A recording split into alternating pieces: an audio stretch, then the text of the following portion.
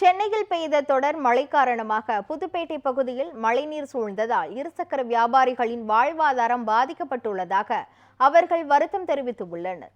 இதுகுறித்து வியாபாரிகளிடம் நமது செய்தியாளர் லக்ஷ்மணன் பழனி நடத்திய கலந்துரையாடலை தற்போது பார்க்கலாம். சென்னையில் பெய்து வரும் தொடர் மழை காரணமாக தாழ்வான இடங்கள் முழுவதுமே மழைநீரானது சாலையில் தேங்கி பொதுமக்களுடைய இயல்பு வாழ்க்கையானது பாதிக்கப்பட்டிருக்கிறது.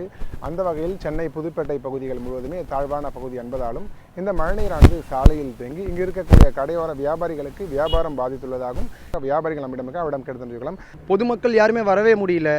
தண்ணி அங்கங்கே தேங்கி இருக்குது. இப்போ நீங்கள் பார்த்தீங்கன்னாலே தெரியும், பின்னாடி பாருங்கள் அவ்வளோ தண்ணி இருக்குது. இதனால் எங்களுக்கு நிறையா இன்ஃபெக்ஷன் ஆகுது, காலில் அலர்ஜி வருது. கவர்மெண்ட் நல்ல ஒரு ஸ்டெப் எடுத்து இதெல்லாம் கிளியர் பண்ணால் கொஞ்சம் நல்லாயிருக்கும்னு நாங்கள் நினைக்கிறோம்.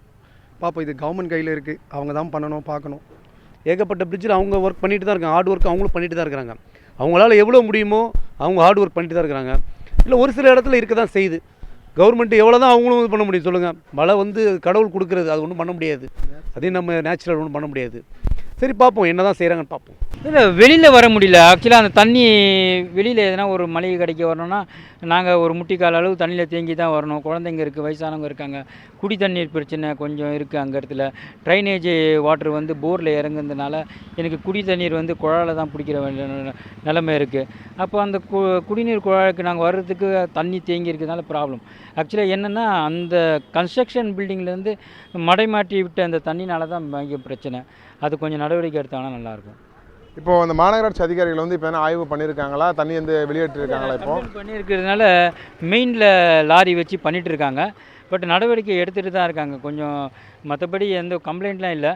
பட் எனக்கு இந்த பக்கம் கொஞ்சம் துரிதமாக நடவடிக்கை எடுத்தாங்கன்னா நல்லாயிருக்கும். கடந்த ஒரு 4 வருடங்களாகவே இந்த சாலையில் எப்பொழுதுமே இந்த மழைநீரானது தேங்கி தான் காணப்படும் எனவும், மேலும் இந்த பகுதியில் மழைநீர் வடிகால் பணிகள் முறையாக செய்யப்படவில்லை என்பதே முக்கிய காரணமாக கருதப்படுகிறது. இது மட்டுமல்லாமல் இந்த 4 நாள் பெய்த மழையின் காரணமாக வாழ்வாதாரம் முற்றிலும் பாதிக்கப்பட்டுள்ளதாகவும், மேலும் இந்த சாலையில் தேங்கி இருக்கக்கூடிய மழைநீரை மாநகராட்சி அதிகாரிகள் உடனடியாக அப்புறப்படுத்த வேண்டும் என இங்கே இருக்கக்கூடிய கடையின் உரிமையாளர்களின் கருத்தாகவும் இருக்கிறது. நியூஸ் 7 தமிழ் செய்திகளுக்காக ஒளிப்பதிவாளர் விக்ரமுடன் செய்தியாளர் லக்ஷ்மணன் பழனி, சென்னை.